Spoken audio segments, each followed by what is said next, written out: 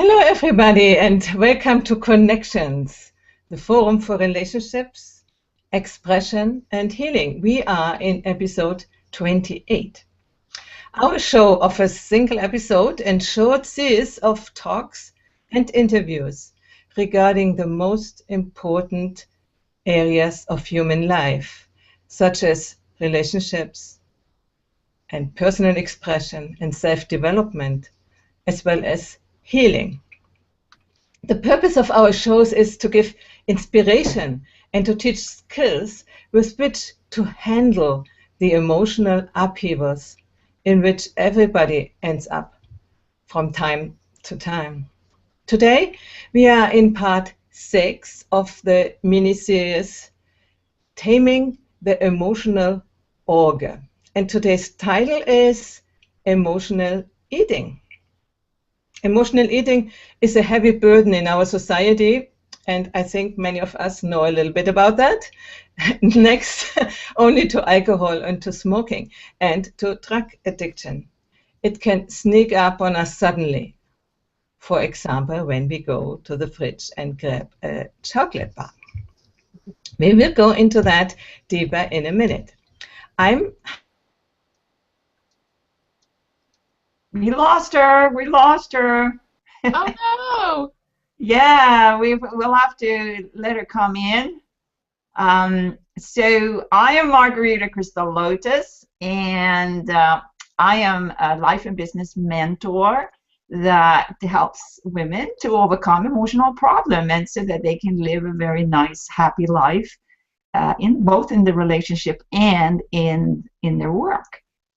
And while we're waiting for Heidi to come back, there she is. Yes, great. We lost you there. Yeah, I fell out. When I talked about me as a transformational coach and relationship expert, I got lost.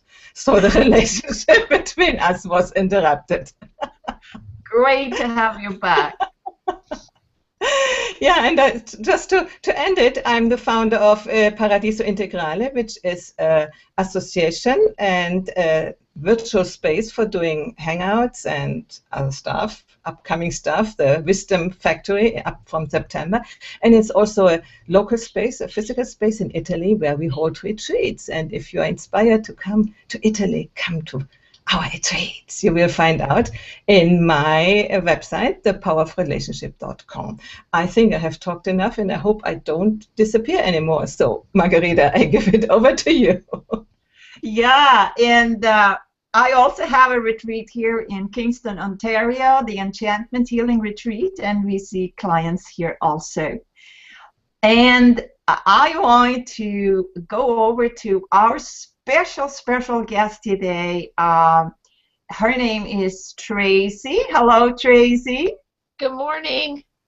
So Tracy is a happiness ambassador, owner of the Healthy You community.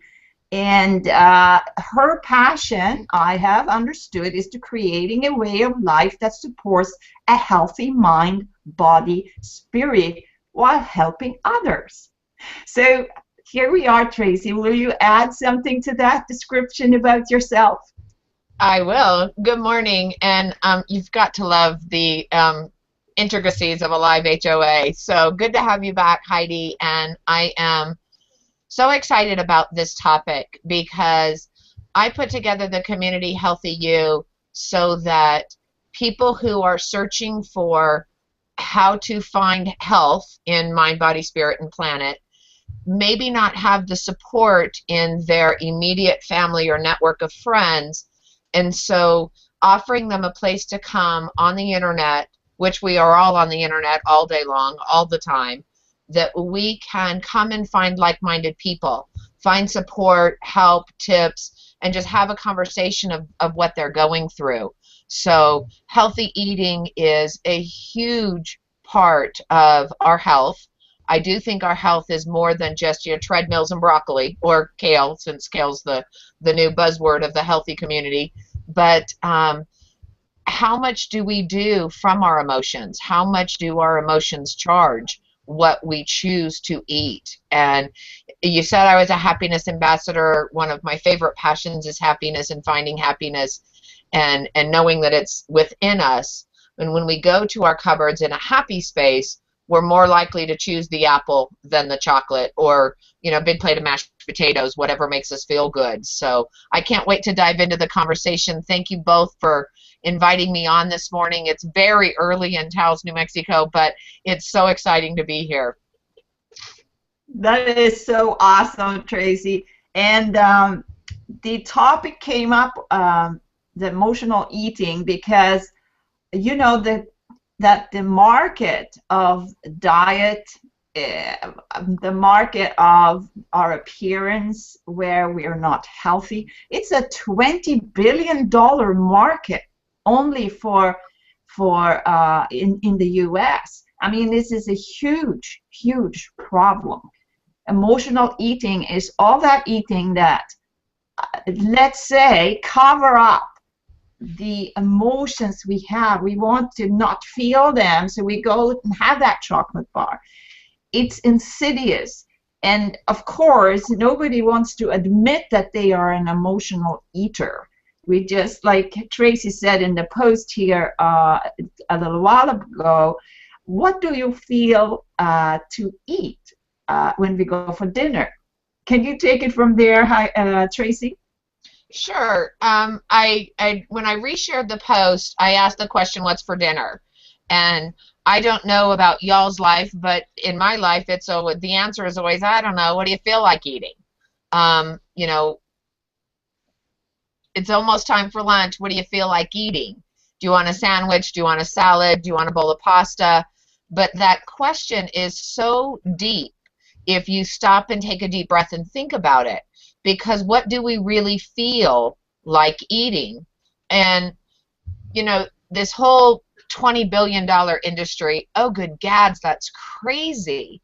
Because, yes, you don't want to admit that you're an emotional eater, but everything we do comes from our emotions. Do we feel like working out? Do we feel like reading a book instead of just, you know, blindly watching TV that night? Do we feel like going out and taking a walk? Everything we do comes from our emotional state. And so when we ask each other in just flippant terms, what do you feel like eating? We don't really go into the details and the depth of that question. And I think if people realize that they are emotional eaters, whether their choice is good or bad, it's still an emotional eating choice, that $20 billion a year industry could be put at growing organic as opposed to a diet pill, and it would be just such a better life.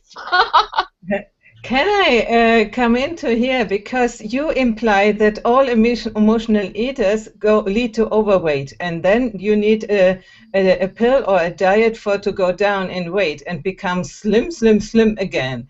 Is it that what you imply? Or No. What is the $20 billion industry? What is the connection exactly between emotional eating and what you say, this huge amount of money that other people earn about that? Well, I think people, this is getting big, but I think people would rather try something new, try the latest pill, try the latest diet book, try the latest diet craze, and generally fail. We all yo-yo diet, I think. They'd rather try the latest gimmick than really look at the issue. It's like treating the symptom but not the disease. And not that overeating is a disease, but obesity is a disease. But they would rather say, let me take this pill that's going to solve all my problems, rather than sitting down and really looking at what is causing their problem. Do you think that is an accurate assumption? Yeah, I think if I go to myself, Heidi, I just get that chocolate bar, and I won't do anything until I like break out in hives, or when I have a depression, like whatever. So if I only go to myself, I don't know how it is with you, I would tend to go for the easiest solution. Yeah, I'm still hanging myself up a little bit on the $20 million thing.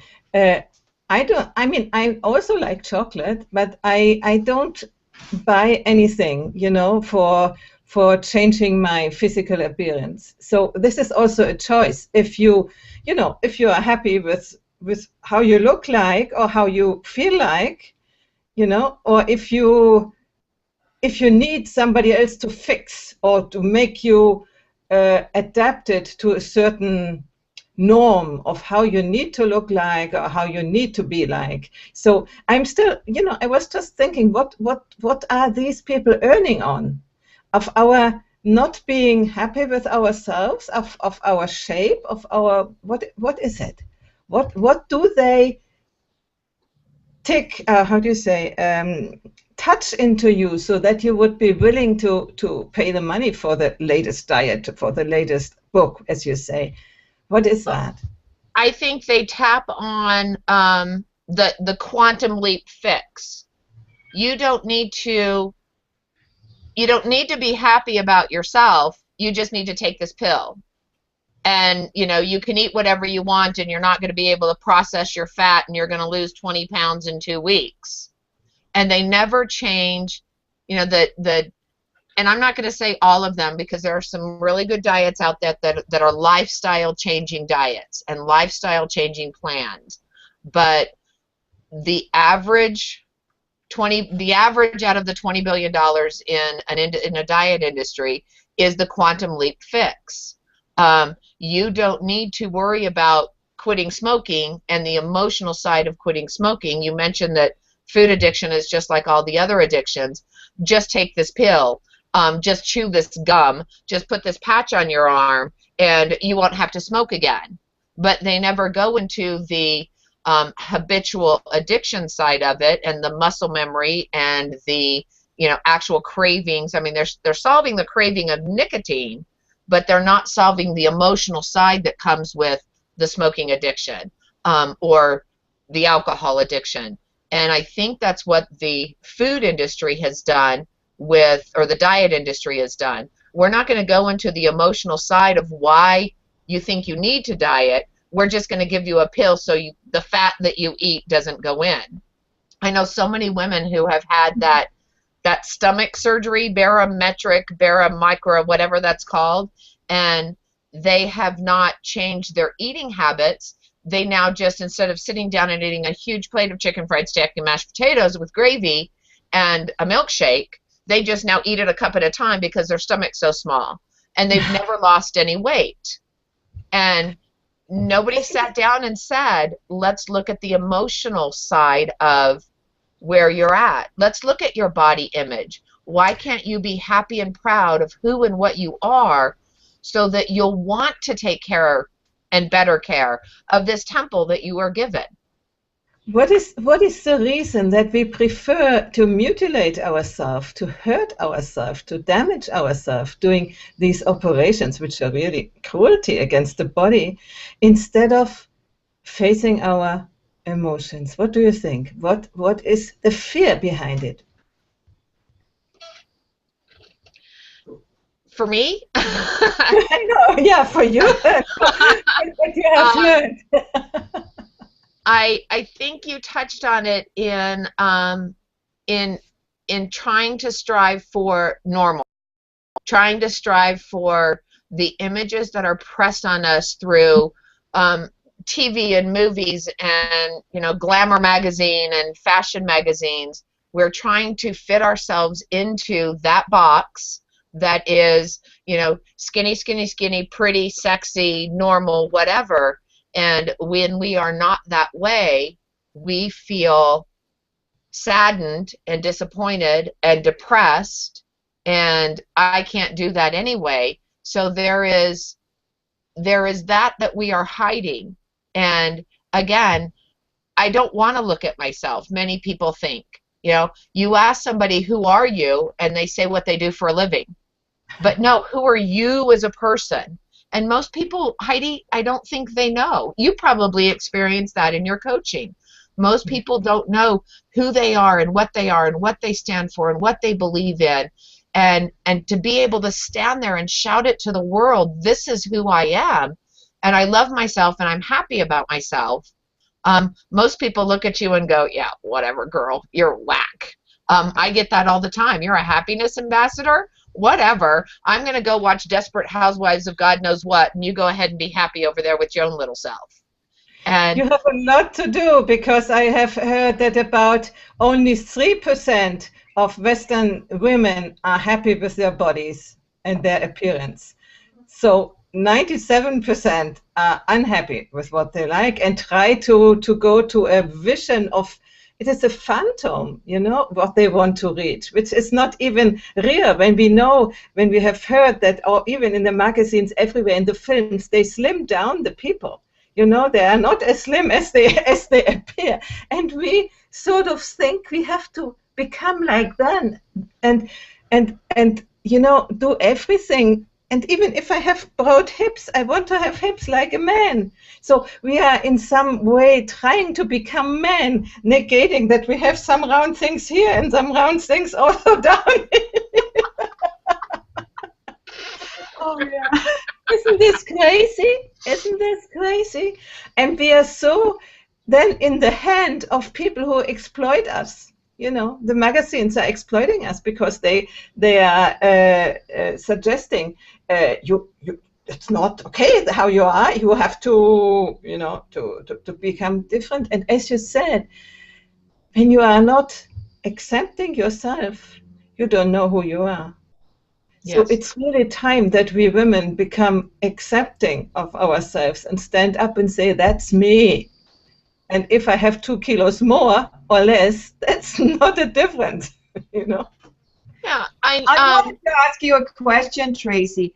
yes, What ma'am. is a simple way when we have those cravings? What can we go to instead? Well, there's a huge proponent of replacement and not reduction. You know, Heidi, we all know by now, is a chocolate lover. She has her little piece of chocolate, and that's fantastic. You know, what you can go to instead, you know, is if you crave sweets, you know, and you've asked yourself why you crave sweets, and you just crave sweets, and it's because it is something that you should do, and there's no masking or hiding or blinding, or you want this apple pie to make you feel good. You just want to taste it because it's there and it's enjoyable and you've worked so hard making it, then that's perfectly fine. But if you're on a path of trying to lose weight, to be healthier, you can take that apple and drizzle a little honey on it and grind some cinnamon over it and bake it, and just have this beautiful baked apple, which still has the sweets and still has the decadence of a dessert, but it doesn't have all of the, you know, baked, you know, pastry dough and sugar and everything else that is a piece of pie. You can I love Nutella. I've been posting about Nutella all week because somebody showed me, put a recipe on how to make your own Nutella. And I've ordered the hazelnuts. I'll show you guys when I learn how to make it myself, but I can't find hazelnuts in Taos this time of year. So I ordered myself some. I love Nutella, but slicing up a banana, putting it in the freezer for a few minutes, and then drizzling warm Nutella over it is a perfect dessert for me. And it's not a piece of banana cream pie. It's not a piece of chocolate cake. It is a healthier alternative, because I don't think a meal is complete. Now, granted, not breakfast, but I don't think a meal is complete without the dessert portion of it. I mean, a meal should be 3 courses. It should be a salad or a starter and an entree and a dessert, especially the dinner meal. My husband and I happen to eat, you know, our big meal at the noon hour, you know, the middle meal of the day. And I always prepare a dessert for that. It's just who I am and what I do. But I also don't want to go cuckoo with it and have to work off that piece of chocolate cake. So I have found alternatives to having my dessert at the end of my meal, having a healthy alternative. And you don't just have to say, this apple, crunch, crunch, crunch, crunch, crunch, is not satisfying me in dessert. So prepare it a little bit, dress it up a little bit. Honey, cinnamon, nutmeg, oh, they just make it fantastic. So there's plenty of alternatives to what your craving is. Yeah, and what I would like to say, the craving is very much dependent on sugar. And sugar is an addiction, like everything else. And the more you are used to have sugar, the more you want. And I'm living almost sugar-free. I mean, in my 82% chocolate, there is almost no sugar, and that's the only sugar I'm eating. And I'm not eating wheat, for instance, and all these things which easily produce sugar. And then when I happen to be invited somewhere and I eat a cake or something with sugar, I immediately feel the body reaction. You know, I feel in my mouth, it's once more, once more. The sugar is a sort of a immediate, how do you say, craving hook. You know, as soon as you have a certain amount of sugar, it says more, more, more, more. So in my experience, it's that, and I was never so aware of it since I really left out sugar totally for it. It's about 6 or 7 or 8 months now that I don't have any sugar. So, I mean, sometimes when I'm invited at a fest, then I have some, but not normal. And I feel the difference when I come back into my non-sugar life. Oh, well, there's people that have, you know, the actual diseases of IBS and gluten allergies and everything else that obviously need to find a replacement to what that is. And you're lucky, not lucky by any means, but you have adverse physical reactions to eating that piece of cake. You're less apt to eat that piece of cake. No, I don't really have physical reactions. Normally, with less awareness, I wouldn't have noticed in the past. But now really? my awareness has sharpened, and I see how the body is reacting to it. Before, I wouldn't have noticed at all. I would just have taken the second piece, you know. Well, you know, that brings up a good point. Do we, when we eat, do we listen to how our body reacts to the food we put into it?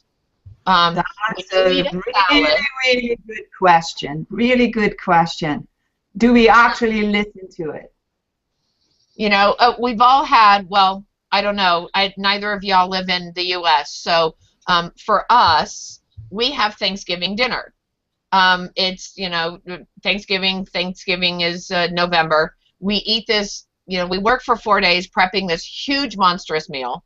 We have our friends over and our family over, and I happen to host a Thanksgiving orphans every year at my house, so there's usually, you know, 15 or 20 people that don't have any family around, and we just eat this huge meal, and then we sit on our couches because we're all doped up from the tryptophan that's in turkey that makes us sleep, and we just feel like we're dying.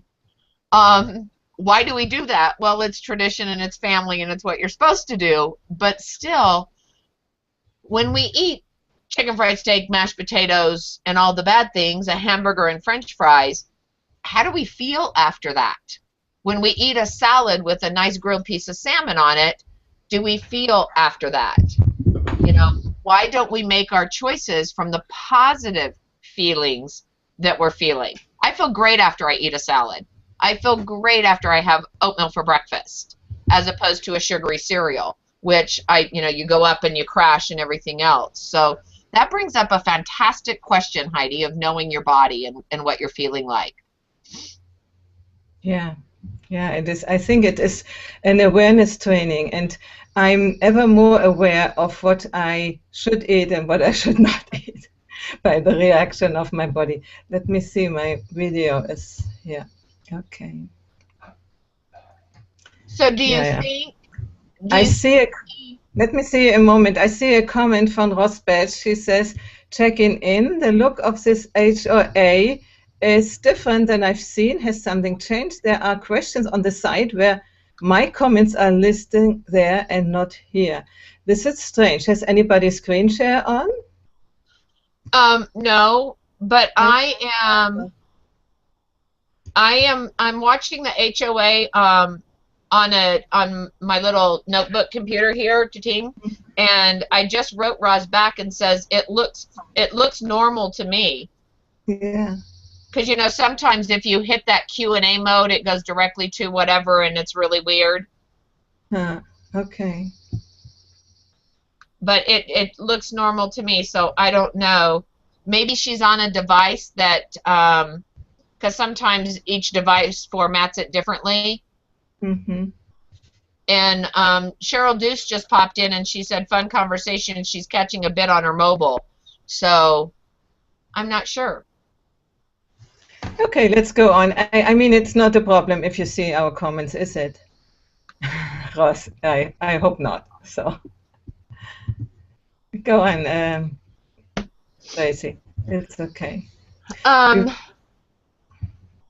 So we've talked about the emotional side of making the choice, and now we're exploring the emotional side of after you've made the choice. How does your body feel? I mean, I'm a full proponent in that one healthy choice negates the next healthy choice, negates the next healthy choice. If you wake up in the morning and you go do your little workout, even if it's just a walk around the block or an actual physical or lifting of the weights and stuff, that sets the tone for the day. And you feel more energized and you are more apt to make healthy choices throughout the day. So if we can sit down and say, you know, this hamburger and french fries and milkshake doesn't make me feel good. I feel bloated and all the things you feel physically. You know, why am I making that choice to eat it? Is it easy? Is it socially norms because everybody from the office wants to go to, you know, a burger joint? And you don't want to look like you're on a diet. I think a lot of people don't want to tell their family and friends that they're trying to diet, because then it admits to the world that they are overweight and need to change something. What do you think about that? Well, in my family at home from Sweden, and when I started to do mostly vegetarian diet, they were really thinking that I had some kind of thing in my mind that you're not going to eat the Christmas ham, or you're not going to eat our dinner. But then they got used to it, and I eat a little bit of fish. They always provide the fish then for the meals.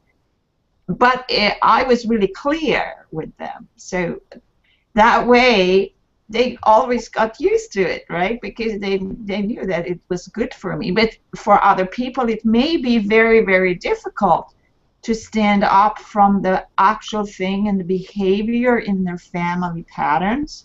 And because you stand out and you have to justify it. When it's a pattern that you have done for all your life, it's really not so easy to say, no, I'm not going to do this anymore. Unless you're a diabetic or something, or that you have an allergy. That everybody understands, right? But still, you're a little odd. So I don't know what you guys think about. Yeah, from the perspective of who has to cook for people. For instance, next week I will have a group here, and I always for this group I cook vegetarian anyway, because I'm not a vegetarian. And there is somebody now who is vegan, so I have to cook in 2 different ways. And sometimes there were people who don't eat this and who don't eat this and who don't eat that. So it's difficult to cook for a group. You're sort of like in a restaurant. You have to prepare for everybody their food, and it's also a mental, you know, this one is good for that, this is no, this yes, this no. It's quite a bit complicated for who has to cook for people who have so different needs. In my case, when I when I go somewhere, I try to grab the food which I would like to eat, and if there is none, so I say, okay, it's only today. I eat something else, and I'm not so so strict on what I would like to eat, what my diet at the moment is. When there is an illness, and an allergy, you just have to look for it. There were people here in my house then who said, "Oh, I didn't find anything," which was not true, by the way. But they wanted to eat what was everything which was there instead of choosing what was right for them. So you have to have yourself responsibility of getting what you need to eat, what you want to eat, and find out. So can we move forward now to something how do you deal with an addiction of eating and trying to change those issues on a deeper level? What would you say, Tracy? What would you do?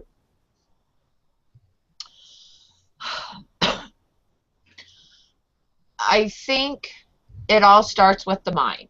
It all starts with the mindset. Changing one's diet is unbelievably overwhelming. Changing one's mindset, in my opinion, although it's hard, it's also easy. As with any addiction, be it smoking or alcohol or anything else, changing your mindset to say, I'm not going to live like this anymore. I'm going to now live like this. And rather than going on a diet, change your lifestyle.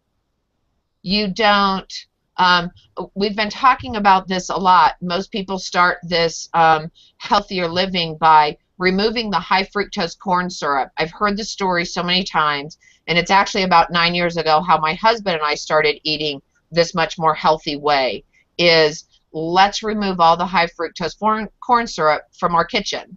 And oh good gads, I had no idea it was in everything. But that one simple lifestyle choice really started me on the impetus of being able to cook from scratch again and deal with producing my own food and not buying the processed stuff. So I think for the addiction side of it, of course, getting help, getting a support system. If we're talking about, smoking, you can't be in a family of smokers or not change your patterns and, go to the bar every day or hang out with the same people and go down to, the corner to have your cigarettes and maintain that. So it's going to take some change in who you are as far as your choices. And there is so much out there to help you with the actual addiction of food. There are 12-step programs on, food alcoholics. There are programs, I don't know many of them because I'm not a proponent of prepackaged foods, but there's many that do that prepackaged fooding thing, which to me is not a lifestyle change. It's another gimmicky diety thing. But, just find some like-minded people. We have this beautiful tool of the internet.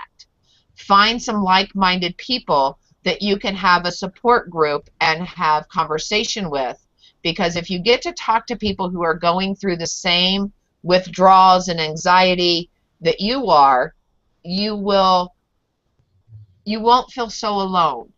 And if it's true addiction, you need support to get over it. So getting over food addiction to me is making the decision to not be addicted anymore. If you do 12-step work, admitting you are powerless over food and that your life had become unmanageable is step 1 of all 12-step work.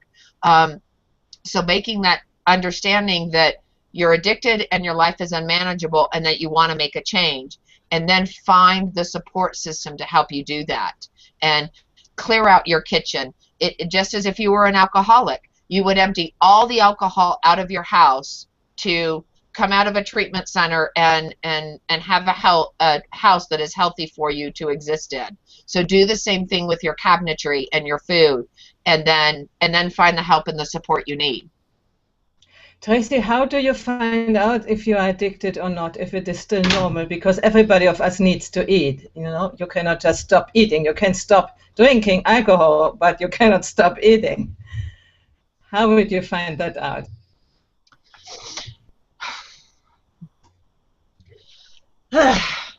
I think now is the time to say I am not an expert at any of this. I have just lived 49 3/4 years dealing with this. But how do you find out if you're an addict?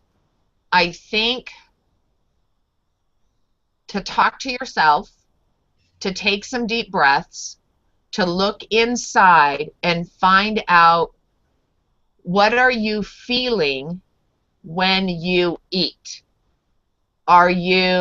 Do you find yourself, just like a cigarette smoker would, do you find yourself anxious when you run out of cigarettes? Do you find yourself running around, going to the store? You have to have your fix, as an addict would. If you have that emotional connection and that panic-stricken anxiety about your eating, then you're probably addicted to food. And it's hard to be addicted to food, like you said, because we all have to eat. It's not a socially accepted addiction. But let's say you're addicted to bad food, because you could be addicted to kale and live a fantastic life of health and wellness. Yay for kale! Yay! Kale. Here it is. I picked it in my garden this morning. I knew you were going to mention kale. So 1 step a day, 1 kale leaf a day is maybe, like Rose Beth says, a step at a time to form a new habit. So get yourself a kale plant in the garden and eat 1 leaf a day. Very good. Who has no garden on the balcony or on the... Well, there is excuses, right? I cannot eat kale because I don't have a garden. Go to the store and buy some kale. This is the healthiest vegetable I know, and I love it. And you can stir fry it, steam it. You can put a little coconut oil on it. You could put a little tamari on it, and you can create any kind of. I love it. What do you say, Tracy? I say that's fantastic. And, this is just such an emotional subject for me. There are so many ways to change your negative addiction, which is what we're talking about, to food, into positive habits. So what are the excuses people have if they are overwhelmed with these food choices and they don't have the weight they want and they're not healthy? Forget about the weight, but just not healthy. You can convert your obsession, your addiction to food, into a positive addiction. So I can't eat healthy because I don't know how to cook. Oh, good gads. There is not a city on the planet that doesn't have a cooking class. There is not you can go, instead of watching Desperate Housewives of God knows what, feeling bad about yourself, eating a pint of ice cream because you don't look like those women, and go to the Food Network and watch Chopped for 7 hours and learn how to cook. You can go to online classes and teach yourself how to cook. So your obsession and your addiction goes from eating bad to training yourself in a positive way to make those healthy choices. You can turn, there are many, many people that they go through their alcohol or drug addiction and they make the choice and they walk through the 12 steps and they find themselves in a clean and sober life. There's a huge proponent of them who then turn to college and become laid at counselors so that they can help other people who are finding themselves in an addictive mode. So turn your addiction and your recovery into a passion of health. If you can totally fill your world with healthy food choices if you choose to. Can I have a comment here from Rose Betts? So do you know what success rate there is with hypnosis to help with healthy eating and beating an addiction? You know, Roz, I don't know those numbers, but if you circle up and ping Andy Brine, who is a fantastic man. He's over in the UK. Heidi, you might know him. He's here on Google+. He is a hypnotherapist, and ask him and ping him up and see if he knows those numbers. I don't know those numbers. I know many people who use hypnosis to help them break their addictions from all addictions, from smoking to alcohol and drugs to eating to sexual addictions. We don't want to go there, but that use hypnosis as an assistance to their mindset change. But I don't know the actual numbers. There's other ways, like for instance Margarita is doing, or me doing, where we find out what the original reason is for that addiction. And so you transform these identities you have created with yourself, you know, and I think this is a way which would be at the end the most effective way, because you really change the root. While all the other things help, and maybe if it's not so strong, the addiction, it might even resolve the problem. But if you don't really dig down to the root and change that, it might come back, you know, and it will represent itself in other situations. You might have lost the food addiction, but now you become a smoker, or you become, I don't know what, you know. Even, you know, sports can become an addiction. Working out can become an addiction. Everything. The cell phones can become an addiction. Internet can become an addiction. Everything. It's not so much recognized, you know, and maybe internet addiction doesn't make you fat, but it still can be an addiction. So if you want to be addiction-free, I think it's a good thing to go and look for the roots and change there. Turn around, transform. Yes. The thing. Yes. And that's what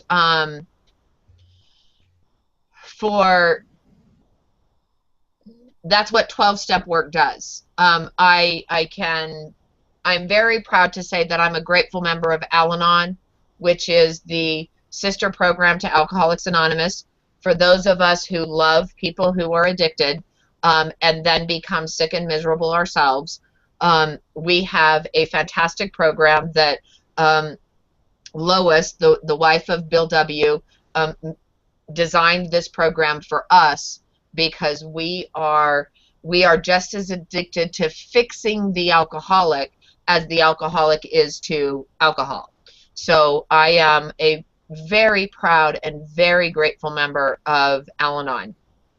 And I think 12-step work should be taught in like 10th grade, because 12-step work gets you into just what you were saying, Heidi. It gets you into the you part of the situation, the addiction.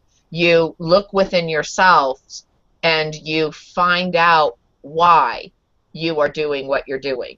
And so I don't know very much about foodaholics or you know, that 12-step program, but I would imagine it would be the same, because you really need to look at why you're doing what you're doing. And, you know, not only that, Heidi, but why do you want to change? Do you want to change so you look like Desperate Housewives of God knows what? Or do you want to change to feel better about yourself? You want to change to, there's many women of my age that want to become healthy because they now have 2, 3, 4, 5-year-old grandchildren that they can't go out and play with because they're so to the path of unhealthiness that they can't be there. And being a grandmother and being around and watching their grandchildren grow up is a huge motivation for them to start on a healthier path. So I think you need to look at why you're not the way you want, and also why do you want to change? Because if it's just to look like the girls on TV, you're not going to succeed. But if you're going to change so that you can be healthy, find your why, as we all say. You know, you probably ask the folks that go to your seminars, why are you here? So that you can then help them through and remember when it gets hard, because this interwork is not easy, but when it gets hard, they can remember why they started. And that will help motivate them through all of these tough decisions. I have a comment from Ross here again, and she's asking, how do you resist the pressures of media and marketing to our fears? And I would say that I do hypnotherapy in my work, and we go back to recover those fragments of where we were dissociated with our true self.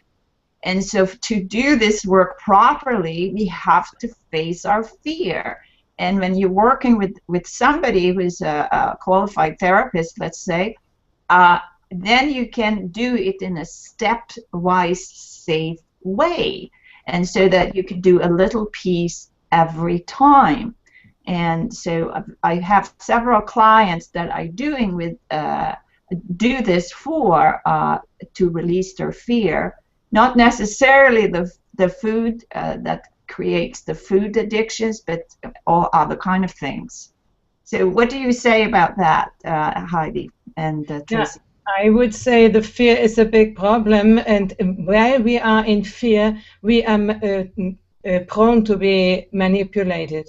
So this is a very, very big thing, to go into your fears and see where they come from, and know how to handle them, and not be, how do you say, reachable by the messages of the media. Know who you are, where your value is. That's what I would say. So I think we're coming to the end of this episode, right? And I want to ask you, Tracy, what is the takeaway from this episode we've done today? What would you like to share with our viewers? I think the biggest takeaway, especially from you guys, is look inside yourself. Because when we look inside ourselves, there is no social media pressure. There is no pressure from friends and family. There is the strength to stand up at your holiday table and say, I'm a vegetarian, I'm not going to eat the ham. I'm coming to your house for a vacation, but don't forget, I'm a vegan, so is there going to be food for me to eat? When you look inside yourself and you've made a decision, stand up for yourself, and don't be afraid to tell the world, this is who I am now, and this is the lifestyle I've chosen. Thank you for supporting me. And then nobody can say, well, I'm not going to support you. Everybody wants to support everybody else. Most people. If they're worth your time, they're worth your support. So if you can stand up for yourself after you look within and say, this is who I'm going to be now. I'm going to be a healthier, happier person. You can shout that from the rooftops and be true to yourself. So it all comes with the emotional, the mental, and the mindset to have the success you want. And I would like to add, don't be a weight on your friends. If they cannot cook in the way you like, bring your own food. Yeah, absolutely. Many people do that, actually. That's good. And to my retreats, I say, I'm going to cook vegetarian food. Let me know what your allergies and food preferences are, and if you need extra snack, bring them.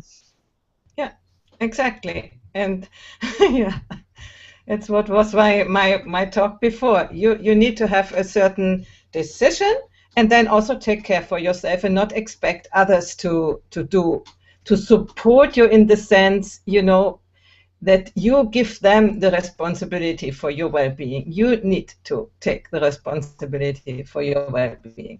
Seek out what you can eat, and if there is nothing for you to eat, bring it. That's what I would recommend.